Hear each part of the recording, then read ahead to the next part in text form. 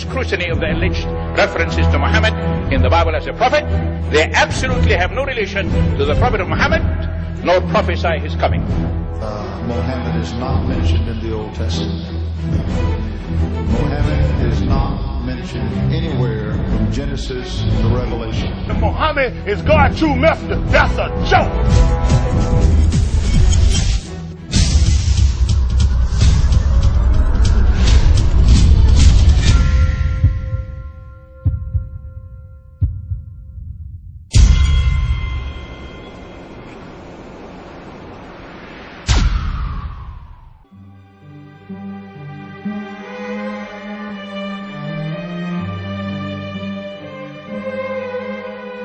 Lo, we inspire thee as we inspired Noah and the prophets after him, as we inspired Abraham and Ishmael and Isaac and Jacob and the tribes, and Jesus and Job and Jonah and Aaron and Solomon, and as we imparted unto David the Psalms.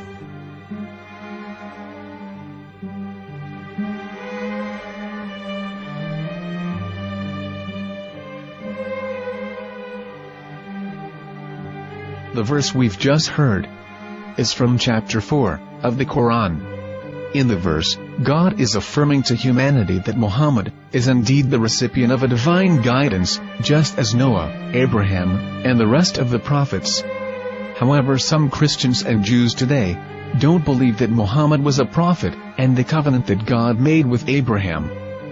And since the Quran is not their book of authority, in this video I'm going to show you that the book you're holding in your hands contains the name off the seal of prophethood, the Prophet Muhammad.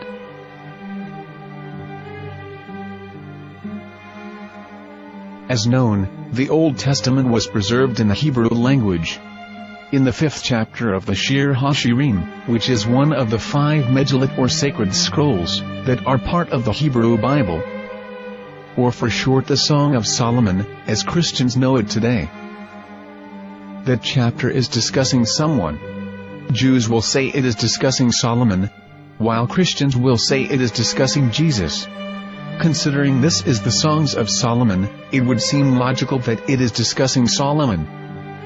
The verses, describing this mystery man, have the narrator's speech conjugated in the feminine, meaning it is a woman who is describing this man. So it is possible that it is one of Solomon's wives discussing her husband Solomon. However, Christians assert that Jesus is being discussed, and that the chapter is describing a man who was not yet alive at that point. A prophecy.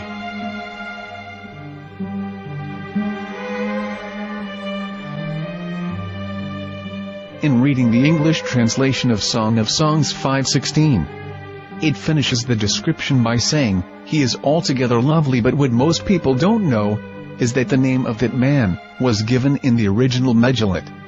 Here is verse 16, and how it is written in ancient Hebrew, before introducing the vowels, in the 8th century. From the Hebrew Bible, on scripturetext.com. Here is the word in question. This word is made of 4 letters. Mem, Het, Mem, Dalet.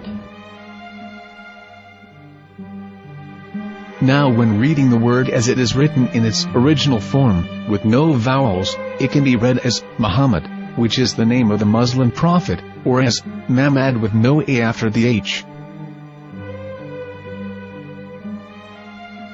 According to Ben Yehuda's Hebrew English Dictionary, it is correctly pronounced as Muhammad, not Mamad. So how we're going to know for sure if it's pronounced as Muhammad, the Muslim prophet, or as Mamad, a random Hebrew word? The only way is to give the verse to a rabbi and say to him, "Please read." Here is the Song of Songs 5:16, and how it is read by a rabbi from a Hebrew Jewish site. Please notice, the im in Hebrew is a plural of respect. Hiko mamtakim vechullo mahamadim ze dodi vezer'i benot Yerushalayim. Hiko mamtakim וכולו מחמד, מחמד, מחמד, מחמד, מחמד, מחמדים. זה דודי וזה רעי בנות ירושלים.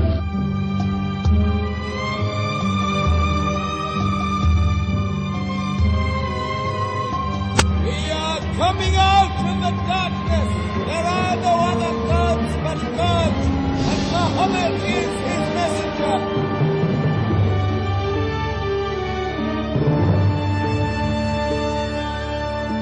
Let the world hear. חיכו ממתקים וכולו מחמדים. זה דודי וזה רעי בנות ירושלים. חיכו ממתקים וכולו מחמד, מחמד, מחמד, מחמד, מחמד, מחמדים. זה דודי וזה רעי בנות ירושלים.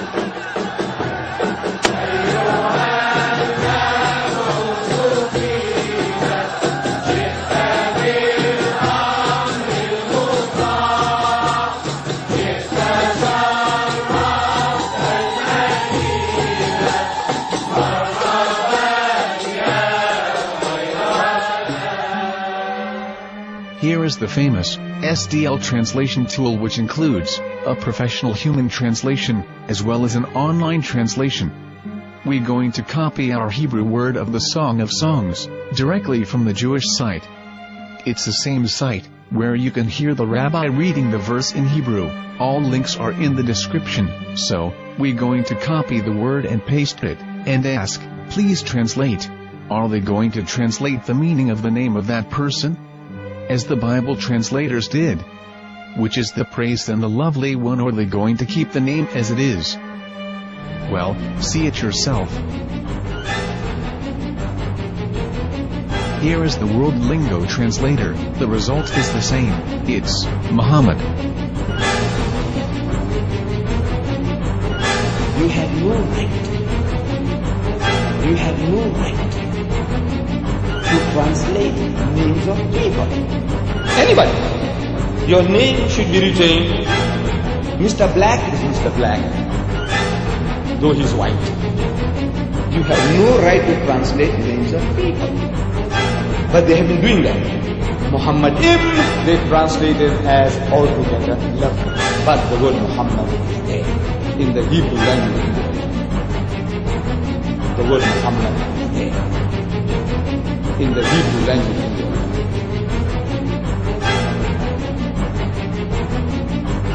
I will tell you a story from my own personal experience. Years ago, I used to spend every Sunday afternoon in a place called Speaker's Corner. And in my years down there, I got to know a Jewish rabbi. He was a very nice man. He used to listen to me, and he was always very polite and talked about Islam in a very nice way. And one day, during one of our conversations, after some years, I thought that it was about time I should invite him to Islam. So I said to him, you know, my friend, we have been talking now for many years, and even you have admitted to me that Muhammad is a prophet. So why then do you not embrace Islam? He said to me, we Jews, we never change our religion. I said, but half of the rabbis of Medina became Muslim. He said, that is true, but still, we Jews never change our religion. I thought, what can I say to him? He looked at me and said, listen to me, my friend. God sent to us a prophet Moses, and we didn't even listen to him. Do you think we're going to listen to another prophet after him? From another tribe? From another people? When he said that, I had nothing left to say. He knew that Muhammad was a prophet. In fact, another rabbi also came up to me and he said to me, we know Muhammad is a prophet, and he quoted to me a passage from the Bible.